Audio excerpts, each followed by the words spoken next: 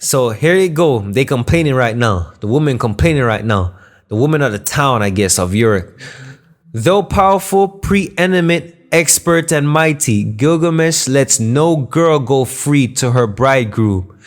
The warrior's daughter, the young man's bride, to their complaint, the goddesses paid heed. The gods of heaven, the lords of initiative, to the god Anu they spoke. A savage wild bull you have bred in Uruk the sheepfold. He has no equal when his weapons are brandished. His companions are kept on their feet by his contestants. The young men of Uruk he harries without warrant. Gilgamesh lets no son go free to his father. By day and by night, his tyranny grows harsher. Yet he is the shepherd of Uruk the sheepfold, Gilgamesh the guide of the Teman people. Though he is their shepherd and their protector, powerful, preeminent, expert, and mighty, Gilgamesh lets no girl go free to her bridegroom. The warrior's daughter, the young man's bride, to their complaint, the god Anu paid heed.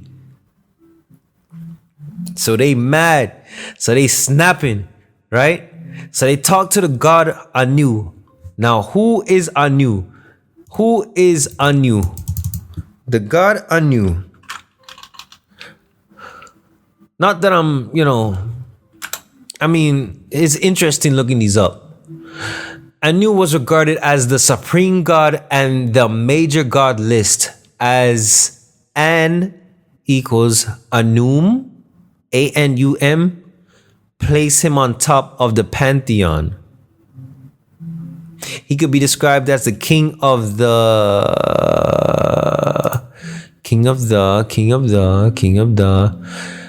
So I'm reading this from Wikipedia. He's the king of the sky, king of the gods, an ancestor of many of the deities in ancient Mesopotamian religion. Okay, so he's the god of Anu. So they was talking, they complained to the goddesses, and Anu paid heed. Right? They complained to the goddesses, and Anu paid heed. So he listened to what they had to say, right? Because they're just like, yo, this big ass creature that you put in front of us, he's not letting our sons rest. And he's taking away the wives of the bridegroom. What are you doing with the wives of the bridegroom, sir? You take away our daughters, and then you take away the wives of the bridegroom for what? What are you doing with these girls here? You have to call them girls or women. It could be, all right, let me not use girls, right? Because back in those days, I'm not exactly sure on the age limit of, the times were different, right? To get married, to get married, you could have gotten married at any age, really. I guess their system is different from today's system, but you get me? Their goals were different, and they were more worried about living up to family name, producing, and stuff like that. So, it could have been different. Could have been girls, could have been women. The fact is that they said that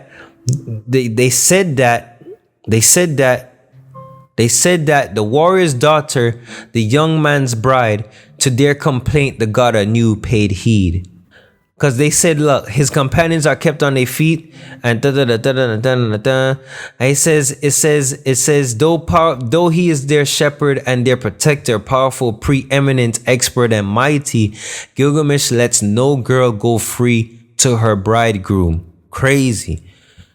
So then it goes on. It says the stanza which gives Anu's reaction has been dropped in the late edition of the epic, but by good fortune it is preserved as a short extract from an older version of the text, which was written by a student scribe on an exercise tablet found in the city of Nippur. And so a news reaction is, let them summon Aruru, the great one. It was created them. Mankind so numerous.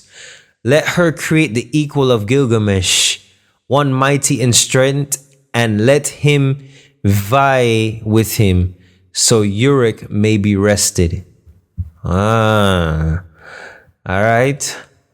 Vie, right? Let him vie with him. What does that mean? Compete eagerly with someone in order to do or achieve something. Vie means to compete. All right, bet. Vi means to compete. And it says Aruru. Let's look up who Aruru is, because it seems like important. Was a Mesopotamian goddess. The origin of her name is presently uncertain, while initially considered an independent deity associated with vegetation. And then it also says the creation goddess Aruru originated in Akkadian culture, which formed around the ancient Mesopotamian city of Akkad. She has parallels in both Sumerian and Babylonian cultures. She was identified in the Epic of Gilgamesh as the creator of Enkidu, the mythical savage who was raised by animals. Ho ho ho ho.